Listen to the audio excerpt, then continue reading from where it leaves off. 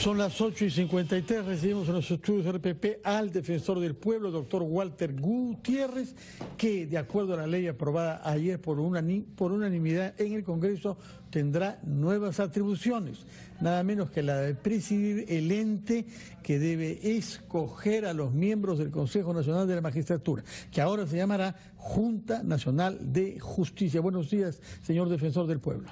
Fernando, buenos días. Patricia, buenos días. ¿Satisfecho con esta ley y con estas nuevas responsabilidades atribuidas a la Defensoría? Bueno, se trata de una norma aprobada, digamos, en una primera instancia que será objeto de un referéndum, y a partir de ahí habrá que modificar la ley orgánica de la Defensoría para incluir estas nuevas atribuciones. No hay que olvidar que también habrá que modificar la ley orgánica del Tribunal Constitucional y también de la Contraloría. Entonces no es que esto sea precisamente automático. Es muy importante lo que se ha hecho, es muy positivo, pero yo creo que apenas estamos en arañando el problema, apenas es Estamos comenzando un proceso que puede tomar ¿cuánto tiempo? Yo diría que no debería acabar. Yo diría que el presidente y este Congreso, el mejor legado que podrían dar es iniciar la reforma de la justicia. Todos los problemas que tenemos, Fernando, Patricia, todos los problemas que tenemos tienen que ver con la justicia. El tránsito que todos sufrimos tienen que ver con la justicia. Con la impunidad de las multas. Pero no solamente eso, con los amparos que han permitido que las líneas, micros, autos chatarra, la violencia contra la mujer tiene que ver con la justicia. Los juicios que hay alrededor de toda la costa del Perú, que son sobreposiciones, juicios de mejor derecho, tienen que ver, y podría seguir una larga lista. La impunidad de algunos congresistas. Tiene que ver, todo tiene que ver con la justicia, de modo tal que si nosotros logramos avanzar con la reforma de la justicia y destruimos este archipiélago, porque es un archipiélago de justicia que tenemos en el Perú, absurda, ineficiente y corrupta, creo que habríamos hecho un avance significativo en la institucionalidad del país. Los contratos, las inversiones, los derechos, los servicios empezarían a funcionar. Por eso aprovecho esta oportunidad para decirle al presidente de la República que él ha presentado un proyecto también que se llama Consejo para la Reforma de la Justicia, que él lidera además. En esa norma, él lidera esto. Hace 2 años, en esa misma radio, le dijimos al presidente Pedro Pablo Kuczynski, este sería su mejor legado, cuando él convocó ese acuerdo por la justicia. Ahora le decimos a Vizcarra y a este Congreso que este sería el mejor legado que podrían hacer. La reforma de la justicia podría cambiar significativamente la vida del país. Aquí me gustaría hacerle una pregunta que tiene que ver con la gran discusión que se dio ayer, y esta es una preocupación de la Defensoría del Pueblo, sobre si hubiera sido interesante poner una cuota de paridad en esta Junta para que sean mitad hombre, mitad mujeres. No prosperó la discusión, sin embargo ha habido mucha argumentación de uno y otro lado. ¿Cuál es la posición de la Defensoría? Por más que ya se haya determinado, se haya decidido de otra manera o en un sentido. Bueno, creo que a nadie le queda ninguna duda que la Defensoría en esta gestión ha impulsado la defensa de los derechos de la mujer, ha combatido la violencia contra la mujer. Pero nosotros también creemos que este es un problema estructural que no se soluciona con una norma. Sí creemos que debe haber una cuota mínima. Me hicieron esta pregunta en el Congreso y yo dije que sí es fundamental. Mire usted lo importante que es la mirada de la mujer en la justicia. No estamos viendo el caso de Arlet Contreras y tantos casos donde los jueces, las propias juezas tienen una mirada machista. Sí creo que es importante que haya una cuota de género en la justicia y en todas estas instancias. Además, normalmente el género a la mujer la marca negativamente. Y en este caso lo que se buscaba era que el género te marque positivamente, es decir, que sea un aliciente para que escojan a mujeres. Pensaba, por ejemplo, en los exámenes del Consejo Nacional de Magistratura para jueces y fiscales mujeres. Las preguntas que les hacen a las mujeres, a nadie se le hubiera ocurrido hacérselas. Agraviantes. A nadie se le hubiera ocurrido hacérselas a un hombre. Sin embargo, hay una dirección por el género de la persona que tienen al frente del tipo de examen que le están haciendo. Eso a un hombre no le pasa, pues. Tenemos que entender que la mirada de la mujer y los intereses de la mujer enriquecen todos los espacios. Todos los espacios. Hace 2 días estuve en un encuentro de conflictos que se llamó Perú en Diálogo. Y una cosa mencionábamos ahí que quiero repetir aquí porque es válido para la justicia.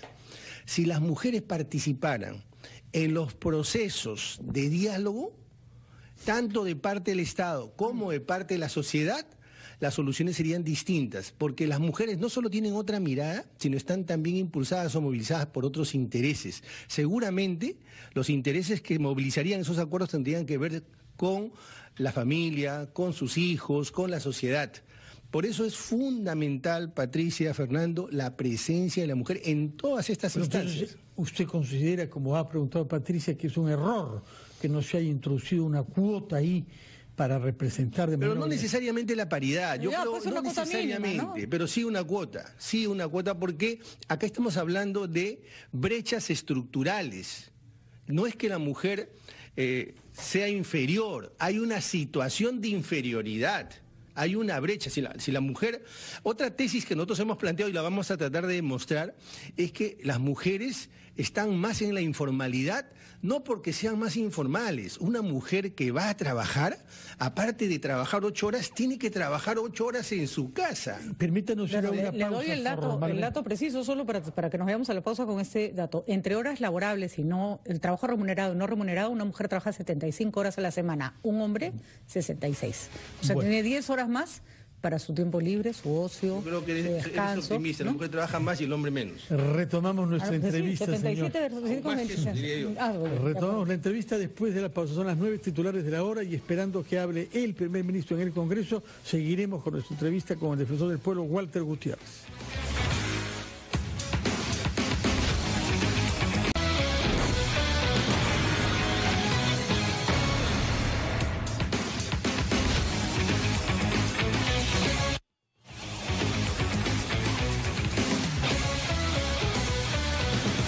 Son las 9:06 de la mañana, estamos esperando que se inicie la sesión plenaria del Congreso en la que César Villanueva y sus ministros presentarán un voto de confianza ante el Parlamento. Entre tanto, estamos conversando con el defensor del pueblo, quien, de acuerdo a la ley que se ha aprobado ayer unánimemente y sin abstenciones, ejercerá la presidencia de este ente nuevo que seleccionará a los miembros de la futura Junta Nacional de Justicia que reemplazará al Consejo Nacional de la Magistratura. Quedé preocupado con sus previsiones de tiempo respecto al plazo que usted cree que esto supone que nos llevaría hasta mediados del próximo año, sin el funcionamiento de este ente. No, esto último no he dicho yo. No, pero por lo que dice usted, de leyes orgánicas, referendo, etcétera, no parece una cosa que podamos tener en el primer semestre del próximo año. A ver, no es sencillo, pero tampoco es imposible que las cosas las hagamos rápido y bien. Lo que necesitamos es tener claridad. Por ejemplo, para que pueda operar esta Junta Nacional de Justicia hay que modificar las leyes orgánicas que he mencionado, pero eso ya se puede ir preparando y estar listas en 24 o 48 horas después del referéndum, de manera que sí es posible. También es importante que ahora que se va a aprobar el presupuesto para el año 2019, también se prevea que se dote de recursos para que esta Junta pueda funcionar y no tengamos que esperar meses de meses a que se le asigne recursos para que funcione. Entonces sí es posible, pero siempre y cuando tengamos claras las cosas y empecemos a hacerlas, no después del referéndum, sino desde ya mismo. Y por eso aprovecho para que el presidente de la República, ya que ha presentado él mismo un proyecto de ley que crea el Consejo para la Reforma de la Justicia que él lidera, sería bueno que impulse y el Congreso apruebe este consejo y vayamos siguiéndole el paso a los avances e identificando los problemas y los solucionemos. Porque de lo contrario, ahí sí, si abandonamos esto y lo dejamos a su suerte, ahí sí podríamos demorarnos no solamente 6 meses, sino todo el año y sería ruinoso. De acuerdo, usted mencionaba el caso de los auxiliares de la justicia, que no son jueces, que no son magistrados, pero que juegan un rol importantísimo en los juzgados y en las salas. Y en las fiscalías también. Bueno, ¿Qué cosa propone usted respecto de eso? Bueno, ahí estamos hablando de por lo menos 20.000 auxiliares, técnicos, secretarios de justicia. Los jueces no administran de justicia solos. Estos auxiliares de justicia tienen que ser también supervisados, controlados. Su acceso, su capacitación, su evaluación, las sanciones tienen que ser también recogidas por esta reforma, porque si no cambiamos esos mandos intermedios no va a haber reforma de la justicia. Nuestro planteamiento es que esta ley que se ha planteado, estos organismos de integridad, sean organismos que involucren también el control, la evaluación de estos auxiliares. Y que estos organismos, aunque esto así no lo plantea el Ejecutivo, pero desde nuestra mirada, deberían ser externos. El control de la justicia tiene que ser externo. No creemos que deba ser interno como ha venido siendo todo este tiempo. ¿Cómo prever el nivel de resistencia que puede generar este tipo de cambios dentro de un poder que ha estado acostumbrado a mantenerse y autoevaluarse y investigarse como el Poder Judicial? Van a tener que romper varias barreras y van a tener además que romper espíritus de cuerpo, ¿no? Todo cambio tiene dos fuerzas, una fuerza que quiere justamente modificar las cosas y otra fuerza que se resiste a que a eso se modifique. Por eso la pregunta me parece muy pertinente.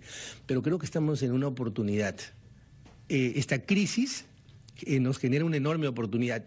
En el ADN del peruano está, desde el más empinado hasta las personas más modestas, en el ADN del peruano está que no podemos hacer estropicio y medio con la economía.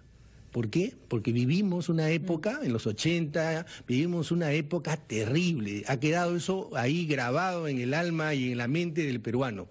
Esta crisis, que es terrible, creo que podría darnos esa oportunidad de grabar en nuestro ADN también que si no modificamos la justicia, tenemos 5 o 10 años que podríamos empezar a modificar la justicia y todo empezaría a cambiar. Y por eso hay que aprovechar la debilidad de los corruptos de este momento para empezar a cambiar. Y la fortaleza de los no corruptos, ¿no? También es, así como sabemos que hay jueces que son corruptos, nunca sabemos o no tenemos claro quiénes son los jueces que sí hacen bien su trabajo. Que hay varios, hay muchísimos, ¿no? Sí. Y en otros países del mundo los jueces que hacen bien su trabajo y enfrentan la corrupción y enfrentan los delitos son figuras públicas importantes. Acá nos hemos ocupado de invisibilizar de alguna manera a los buenos para solo visibilizar los malos, ¿no? En otros países, los jueces, los fiscales, no solamente son hombres públicos, tienen un espacio y un predicamento, sino que además comentan las jurisprudencias, salen a los medios, discuten y defienden, no tienen temor. Nuestra justicia ha venido siendo una justicia oscura, una justicia casi clandestina.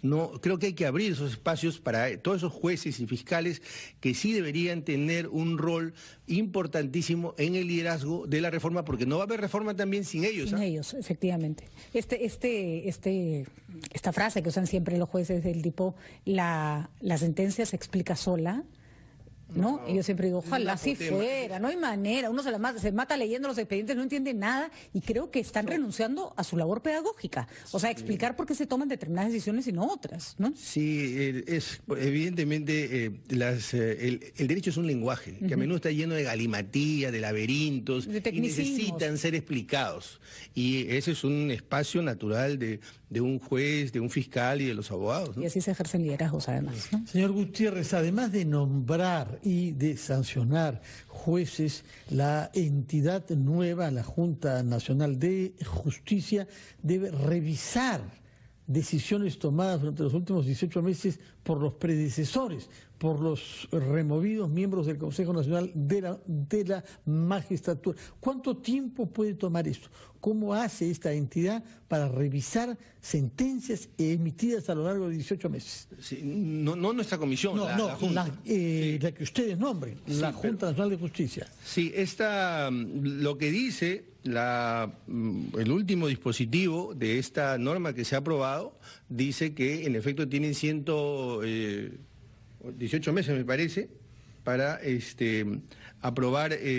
para revisar todo esto. Pero además tienen que hacerlo cuando haya evidencia de irregularidades, dice. No es que lo van a hacer de una manera irrestricta. tienen que hacerlo, además, porque se ha aprobado otra cosa que me parece muy positiva.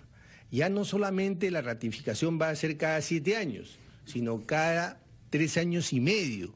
Y además otra cosa que abona también en la transparencia, porque se señala que los consejeros o los integrantes de esta nueva institución tienen que votar públicamente y además motivar, cosa que no sucedía antes, cosa que además prácticamente se les exigía que guarden reserva respecto de cómo habían votado.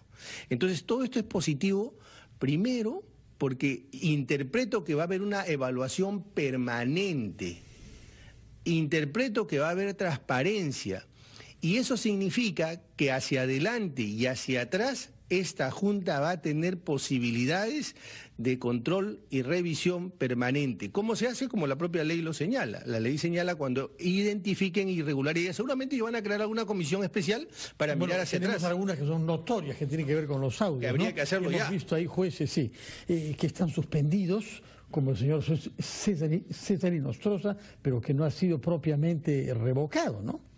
Sí, bueno, por la situación, él tiene un estatus especial como cualquier funcionario. Y no hay Consejo Nacional, justamente, que pueda revocar. En un nudo ahí. Bueno, vamos a ir a una nueva pausa y si nos permite, mientras esperamos que el primer ministro tome la palabra en el Congreso, quédese con nosotros, señor defensor del pueblo.